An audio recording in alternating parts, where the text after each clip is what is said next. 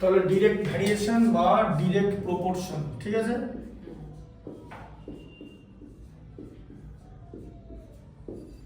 এই কথাটার মানে ভালো করে বুঝতে হবে। ইনভার্স বলার আগে আরেকবার ডিরেক্টটা বলে দিচ্ছি, ঠিক আছে। আচ্ছা, মানে হচ্ছে ধরো এ ভ্যারিজ বি, ঠিক আছে। এই কথাটার মানে হলো যদি এ ইনক্রিজ করে, মানে ইনক্রিজ করলো, ঠিক আছে, তাহলে বিও ইনক্রিজ করবে, ঠিক আছে। আর এ যদি ডিক্রিজ করে তাহলে বিও ডিক্রিজ করবে, ঠিক আছে, বুঝতে পারলে। আচ্ছা, এবার এটাকে আমি ইকুয়েশনে লেখার জন্য a equal to k into B লিখবো, ঠিক আছে। এখানে কে টা লিখবো হচ্ছে কনস্ট্যান্ট, কে টা হচ্ছে কে টা কনস্ট্যান্ট, সি দরকার নেই, কে ইকুয়াল টু কনস্ট্যান্ট সব জায়গায় ধরে, দেখবে না কে এর ভ্যালু কত হলে এই ইকুয়েশনের ভ্যালু কত, ঠিক আছে, এরকম জিজ্ঞেস করে, ঠিক আছে। কে ইকুয়াল টু কনস্ট্যান্টই করো, সি ইকুয়াল টু করতে পারো, কোনো অসুবিধা নেই। আচ্ছা, দিয়ে এবার কি করবে, দিয়ে a by b equal to কে, এটা লেখা যায় তো। এই যে b টা এখানে রাইট সাইডে মাল্টিপ্লিকেশন ফর্মে ছিল, সেটাকে আমি ডিভিশন ফর্মে লিখে দিচ্ছি, করা যায় তো। তাহলে a ইকুয়াল টু হচ্ছে kb, a by b equal to k, তার মানে a কে b দিয়ে ডিভাইড করে যেই রেশিওটা পাবে সেটা সব সময় কনস্ট্যান্ট হবে, তবে এই ডিরেক্ট ভ্যারিয়েশন ব্যাপারটা দাঁড়াবে, ঠিক আছে, বুঝতে পারলে। যেমন ধরো এরকম ধরো এরকম যে সাপোজ ধরো অ্যামাউন্ট লিখলাম কেজি আর প্রাইস লিখলাম রুপি। এবার ধরো 5 কেজি রাইস, ঠিক আছে, তার প্রাইস ধরো 200 রুপিস, ঠিক আছে। তাহলে যদি বলা হয় যে 8 কেজি রাইস প্রাইস কত হবে, বাড়বে না কমবে? বাড়বে। তাহলে কি দাঁড়ালো যে 5 কেজি রাইসের দাম হচ্ছে 200, তার মানে রাইস বেড়ে যাচ্ছে, ঠিক আছে, তাহলে এটাও বাড়বে, বুঝতে পারলে। এটাকে বলা হচ্ছে ডিরেক্ট প্রপোর্শন, ঠিক আছে। এটা এই ধরনের প্রশ্নের উত্তর কিভাবে করে, মানে প্রপোর্শনটা বাড়াবে কি করে, তুমি দু রকম ভাবে যেতে পারো ডিরেক্টে, ঠিক আছে। একটা এটা ইজ টু এটা আর এটা ইজ টু এটা, ঠিক আছে, বা এটা ইজ টু এটা আর এটা ইজ টু এটা, ঠিক আছে, দু রকম প্রসেসে যেতে পারো। তাহলে একটা যদি আমি ধরো হরাইজন্টাল প্রসেস করলাম, ঠিক আছে, যে হরাইজন্টালি করলাম, হরাইজন্টাল এরকম বানালাম, তাহলে হরাইজন্টাল মানে এরকম তো। আচ্ছা, তাহলে হচ্ছে 5 is to কি হবে তাহলে বলো, হরাইজন্টাল। হ্যাঁ, 5 is to হচ্ছে 200 তো 8 is to b, এটাকে b ধরে নিলাম, ঠিক আছে। আচ্ছা, দিয়ে এটা আবার দু রকম প্রসেসে সলভ করা যায়। তুমি ডিভিশন প্রসেস ইউজ করতে পারো, মানে আইদার ডিভিশন ইউজ করতে পারো বা মাল্টিপ্লিকেশন ইউজ করতে পারো, ঠিক আছে, দু রকম প্রসেসে। যদি তুমি ডিভিশন ইউজ করো, ঠিক আছে, আমরা এখানে প্রথমে ডিভিশন প্রসেস ইউজ করব। তাহলে কি করব, 5 বাই কি হবে, 5 by 8, 5 বাই 200, হ্যাঁ 5 by 200, 5 is to 200 আছে, is to কথা মানে হচ্ছে 5 is to 200, এই কথার মানে হলো 5 বাই 200, বুঝতে পারলে। হ্যাঁ, ঠিক আছে। a is to b, এই কথার মানে কি, মানে হলো a বাই b, ঠিক আছে। আচ্ছা, তাহলে 5 is to 200 ইকুয়াল টু কত হবে, 8 is to b, ঠিক আছে।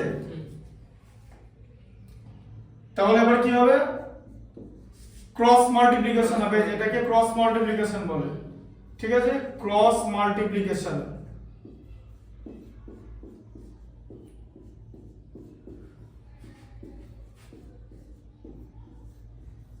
ক্রস মাল্টিপ্লিকেশন, তাহলে 5 ইনটু b মানে 5b ইকুয়াল টু 200 ইনটু 8,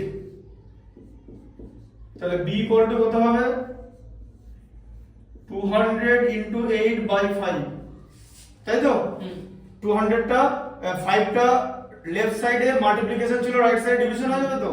হ্যাঁ তাহলে 200 ইনটু 8 বাই 5, 5 4 এ 20, তাই তো।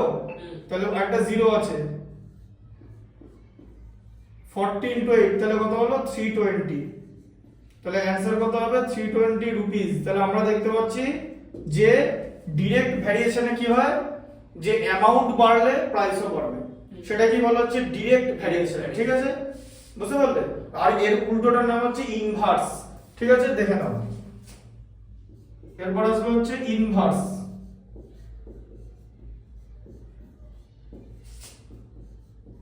ইনভার্স প্রপোর্শন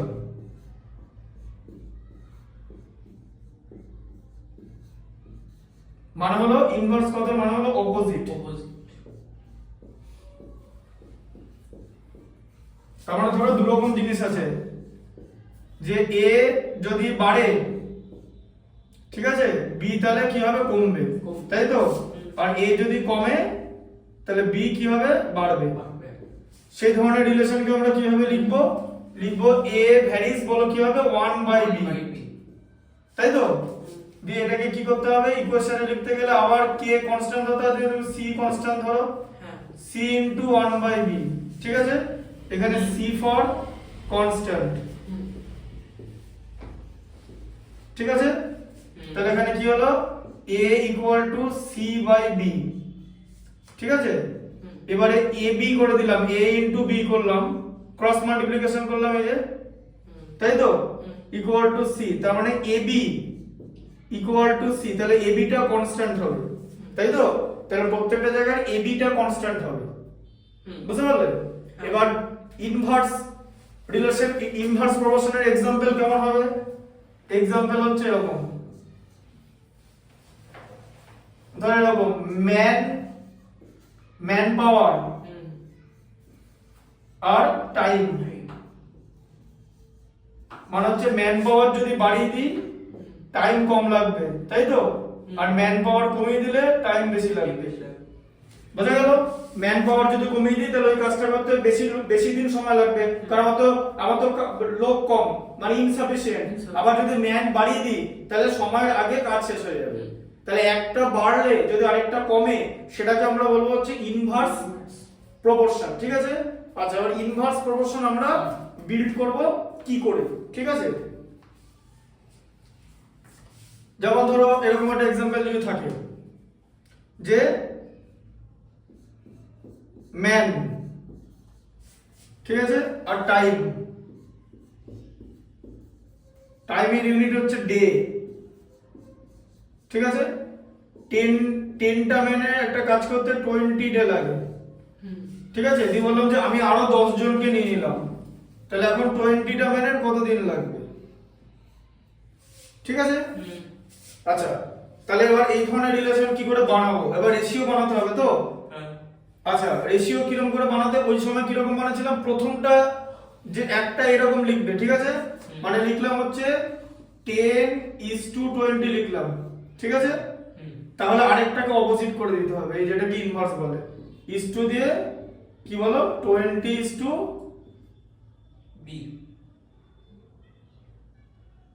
বি ধরে হবে তো 20:b না তো, অপোজিট করতে হবে তো, এই যে আচ্ছা b:20 করতে হবে। হ্যাঁ, এই যে বুঝলে, অপোজিট করতে হবে, এটাকে আগে নিতে হবে তো, বুঝতে পেরেছো। আচ্ছা, তাহলে কি হবে, এবার তুমি যদি এটা আগেরটা যেরকম ডিভিশন প্রসেসে দেখিয়েছিলাম, এটা মাল্টিপ্লিকেশন প্রসেসে দেখাচ্ছি। মাল্টিপ্লিকেশন মানে ফার্স্ট টার্মের সঙ্গে ফোর্থ টার্ম মাল্টিপ্লাই করতে হবে, তাই তো। আগের দিন কিন্তু শিখিয়েছি। তাহলে 10 ইনটু 20 ইকুয়াল টু 20b, তাই তো। হ্যাঁ, এবারে 20 এলিমিনেট হয়ে গেল, তাহলে b ইকুয়াল টু কত হলো 10। বুঝতে পেরেছো, তাহলে 20 মানে 10 ডেজ লাগবে, ঠিক আছে। তাহলে দে উইল টেক 20 ডেজ। তাহলে এটাকে বলা হচ্ছে ইনভার্স, একটা ডাইরেক্ট নামবে, একটা অপোজিট নামবে, ঠিক আছে। এটা ভার্টিক্যাল ওয়েতে করবে, ভার্টিক্যাল প্রপোর্শন বানিয়ে করবে, ঠিক আছে। Vertical proportion.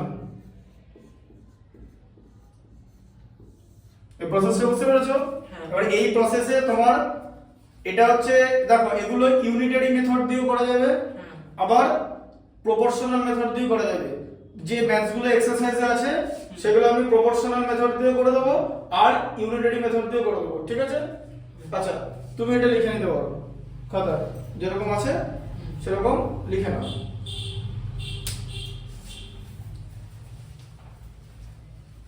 একটু তাড়াতাড়ি লিখে নিও।